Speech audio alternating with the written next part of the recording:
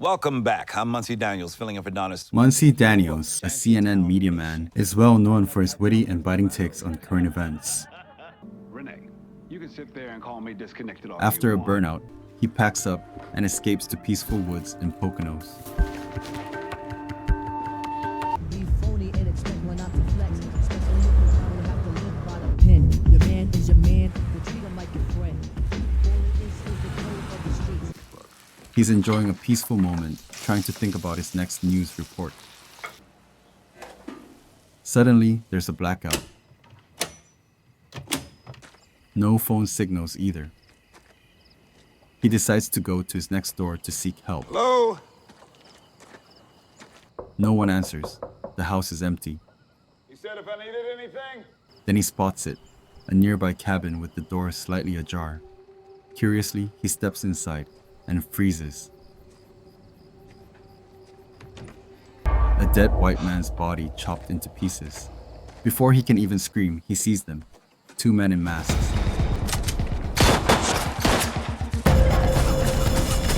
He runs as quick as possible to outrun them, but he stumbles upon a pond.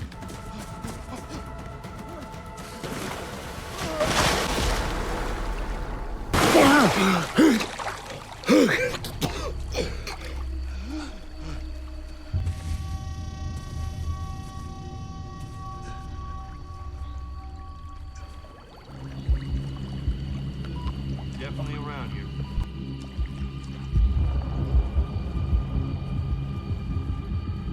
Finding one guy alone, he takes the move.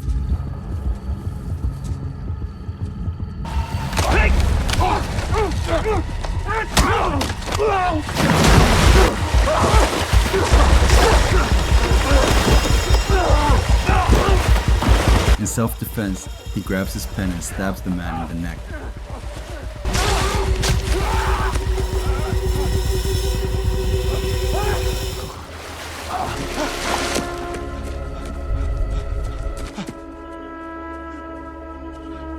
Running for his life, he desperately reaches out to nearby police. I was just about to call you.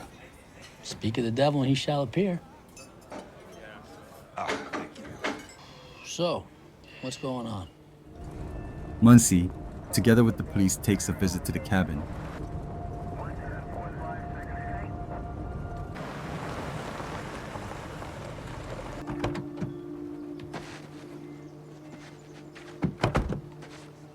So, sure it was the guy you'd spoken to earlier? Hello? Hello? Yeah. Let's go check out the song.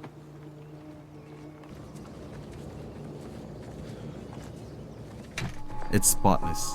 No body, no blood, not a single trace of what he saw. These guys must have come back over here after they chased me and cleaned it all up. And there was a little hacksaw right there. I saw a saw. You saw a saw. Well, as a writer, you must have a pretty active imagination.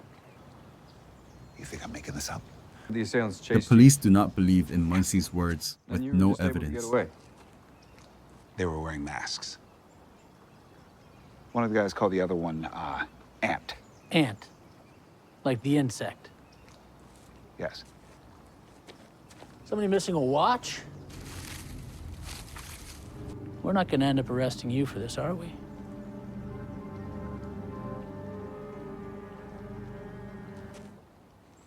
How about you take us over to your cabin? They go to Muncie's cabin and finds out his tires have been slashed. Meantime, I'll call you a tow truck.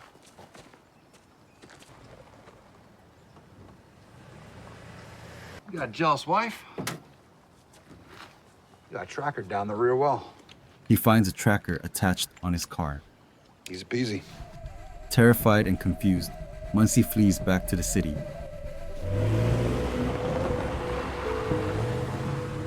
But the nightmare follows. Something doesn't feel right. A break-in.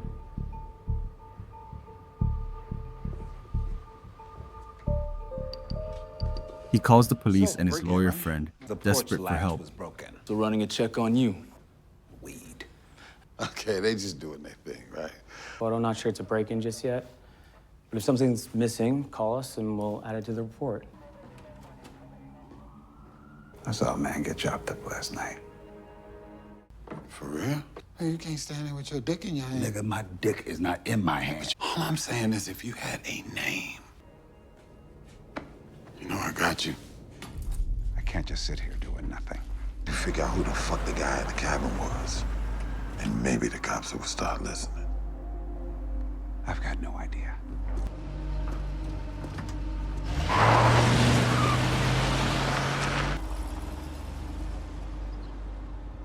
In a cafe, he's met with a new threat. Working on a case that possibly intersects with what you reported to the Poconos A mysterious police. FBI agent Knowing named something Franco, happened and that you were who involved. suspects Muncie as the killer. Do you? You heard of a white supremacist group called the Forge? Yeah? He was a member. Top dog white nationalist writer in the country. Muncie finds out who the dead man was, Cancerous and the fucking FBI thinks brain Muncie stuff, killed country. him. But I can assure you, that's him. You've been vocal in the past. Did you want him dead? Maybe the FBI did too, and they needed someone to blame. You once ran a non-profit that took on racist landlords. Get the fuck out of here. Black man finds himself alone in the woods. I don't like oppression, but I'm not gonna chop it into little pieces. I'm gonna need your burner number. Maybe we can help each other out. He goes to hospital to get his legs fixed, and he is met by white people threatening his Working's family. not well. Look, man, we're just wondering what you know. No shit. Would your family know? Elena, it's me. I need you and Dee to be ready in 10 minutes. I'll tell you about it later. That night, he takes his family and hides out at a nearby motel. Check this out. Who posted it? Anonymous boy. Hell were you doing walking around this white man's yard? Just when he thinks it couldn't get worse. The next morning, he finds something strange in the back seat of his car. A watch, engraved with the initials of the dead man he saw in the woods. Was it left as a warning, or is someone trying to frame him? Muncie returns home and finally tells his family everything. What is that? Found it in the car. You can't be walking around with that. You need to get rid of that right now, or hand it over to the FBI. Fearing for their safety, he sends his wife and son to a secure safe house. He then reaches out to his lawyer friend for help.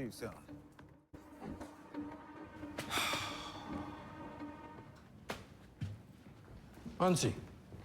Hey, Ted. Is He Quessy... got stuck on a call. So what are we gonna do about it? I'm gonna be blunt with you, Muncie. The firm isn't taking on murder cases. But unexpectedly, the firm refuses to take his case. You should find another firm. Excuse me? Confused and frustrated, Muncie meets with his friend in person. The truth hits hard. All the evidence points to Muncie as the killer. It's like they're getting a call from above or something, you know. If I continue providing you with counsel, I'll be in breach of my contract and subject to fucking termination. His friend quietly suggests one thing: run. Extradition. If you grab Elena and Dee and you move your ass to Djibouti until we figure this shit. The fuck are you talking about, Djibouti? But Muncie refuses to give up. With nowhere else to turn, he decides to investigate alone. Okay? What'd the lawyer say? They dropped me. For real? Yeah. It's bullshit. I'll call you later. Before he disappears again, he checks on his daughter, the one not registered officially, making sure she's safe. What's up? I think I'm getting framed for murder. I want to let you know. The fuck? And who got murdered? A white supremacist thought leader named Brother 14. I guess Black Pundit loses his shit. Maybe start a race war. Point is, I was worried. Be safe. The next day, he receives a cryptic message from Franco, the FBI agent. They meet. They set up that body in the swamp? He chased me there. I got one of them with a pen in self-defense. And killed him. Doesn't look like self-defense to me. Franco shows him a photo of the dead man in the woods, stabbed in the neck. One time. Not 21 times? I got him one time. I didn't have a choice. The guy was 5 feet away from me with a gun. They put this in my car. That all you got? He starts to doubt the original story and believes Muncie might be innocent. I got copies. He encourages Muncie to dig deeper. but danger follows. Outside, a white woman with a gun confronts him, asking questions about the murder. Step away from my car. Make me. You just put your hands on me. There are cameras everywhere. You're gonna shoot me? Go ahead and shoot me. Go ahead. Go ahead. Fucking shoot me. Go ahead. Get the fuck off! Muncie manages to chase her off, but more people are starting to suspect him. Paranoia grows. Trying to learn more, Muncie investigates the man he stabbed. He discovers the tattoo on the man's neck is linked to a mercenary group called Profane Discord. Realizing how serious this is, Muncie visits an armory and buys weapons for protection. What are you looking for? I'll just do a pistol. TP9 Elite Combat. Super duper bang for your buck. But when he returns home, he's met by a group of young men threatening his family. Dad, check this out.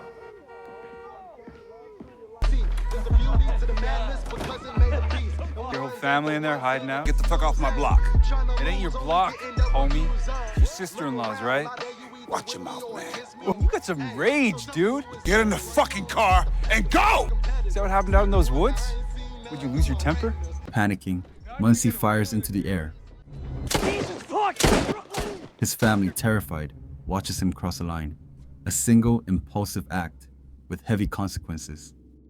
What the hell were you thinking that would accomplish? To protect his family, Muncie makes the painful decision to leave them behind. You know what you're gonna do?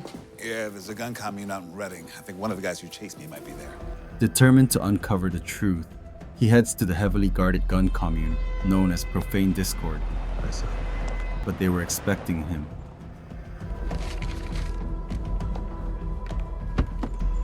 Got him if you want him. I'm looking for a friend of mine named Ant. Try anything funny, these people will fucking shoot you. Come on. Thanks for the heads up. This is Muncie Daniels, CNN. I know who he is. The leader of the group already knows who Muncie is. This isn't you. Last night, you lied to get in here, which... I mean, take a seat. I just want to talk. I'm looking for a guy named Ant. You might have left with that guy, Don. Anything they did has got nothing to do with the Profane. He firmly denies any connection between their community and the murdered man in the woods. In the meantime, Muncie receives devastating news. He's been officially suspended from CNN. Alone and under pressure, Muncie digs deeper. These two know your friend Don. Have at it. He uncovers a lead on someone named Don, a man tied to the killer. You ask me, as if I'll give a damn. I've been wrong so many times before. Forget where you were going? Want to take a look at mine? Owner's name was Don something. That's me. But when he tracks the name down, Sorry to disappoint. it's not the man he expected. Don Jr. It's Don Jr., the son of the suspected killer. He got a bad conduct discharge before his first year was even up. Muncie shares the new information he's uncovered with Franco, who then reveals his own findings. What are you really investigating? Together, their investigations point to a powerful billionaire named Stu Magnuson, a man with deep pockets and even deeper secrets. I'm saying maybe this all is a bit bigger than you thought, so. Stu Magnuson is trying to frame me. His buddy was named Don Sloss Jr. Not bad. That's what I'm talking about. Sit tight while I look into it. Wait, I ain't staying here by myself. Safer here than out there. Muncie brushes Franco off and decides to confront Stu Magnuson himself.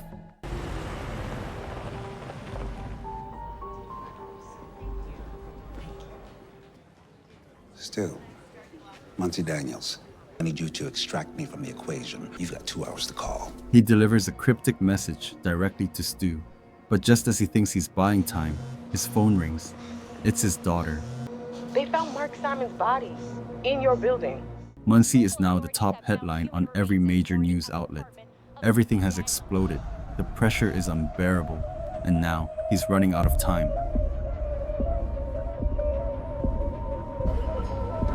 He doesn't just want answers anymore. He needs them now. With all eyes turning toward Muncie, he goes into hiding.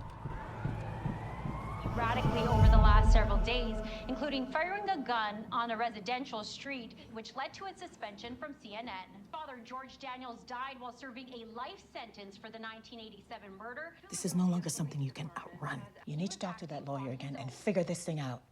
Working off a tip, officers found a dismembered body in the boiler room of Mr. Daniels. At this time, we believe Mr. Daniels was, at this point, we consider him armed and extremely dangerous. He watches the news and quickly realizes the public sees him as the prime suspect.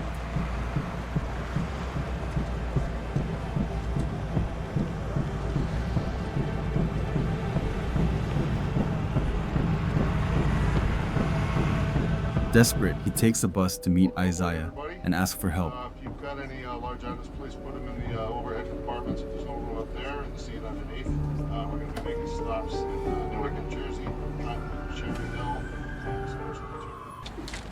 and I'll stick with water. This ain't Whole Foods, motherfucker. It's worse than you let on last you were here. You got one of their own. Way I understand it, the man was the Jesse Jackson of white supremacy. I ain't going down without a fight. This ain't no fight or flight. It's just flight. You need to get the fuck out while you're alive. Because you radioactive out in these streets. Isaiah doesn't sugarcoat it. The only option, run. Muncie, seeing no other way, agrees. You can lay low.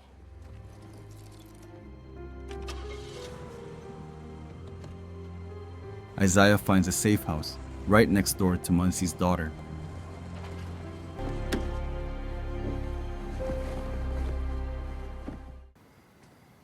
Go. Thank you.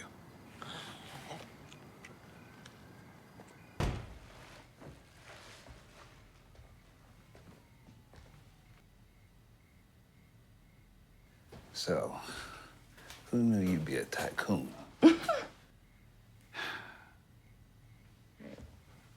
Night. Night.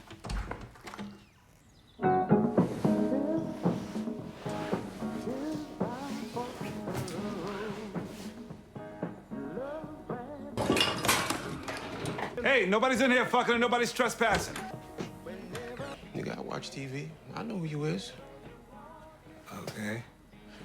I'm Harold. You know who you're really up against. Serious, y'all always be like Jermichael crazy. Why would you be sitting out there? Those people are my family.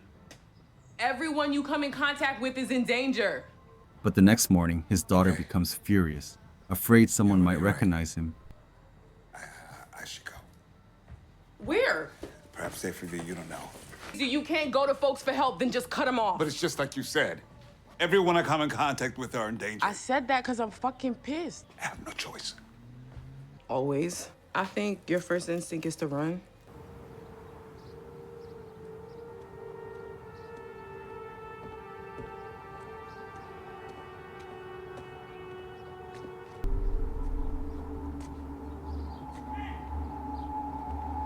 Feeling the pressure, Muncie decides to flee, but he's followed.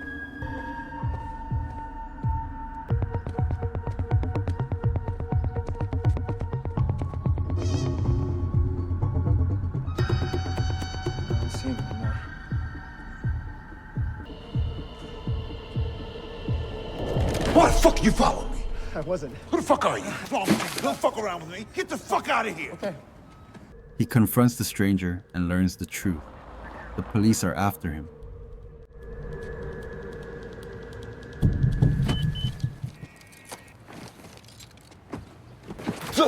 The fuck? Oh, calm the fuck down. He turns to his friend for help.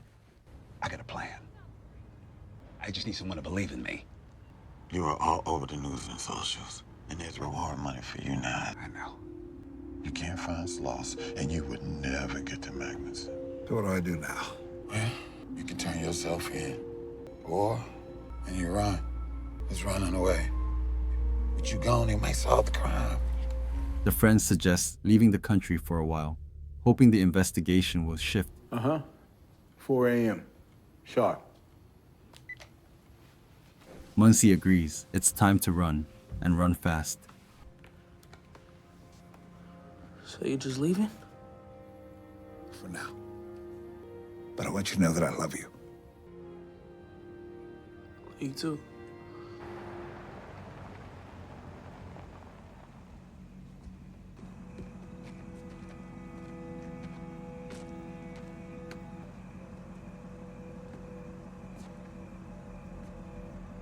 Mind holding this for me. Yo, Don Lemonade. Wrong door.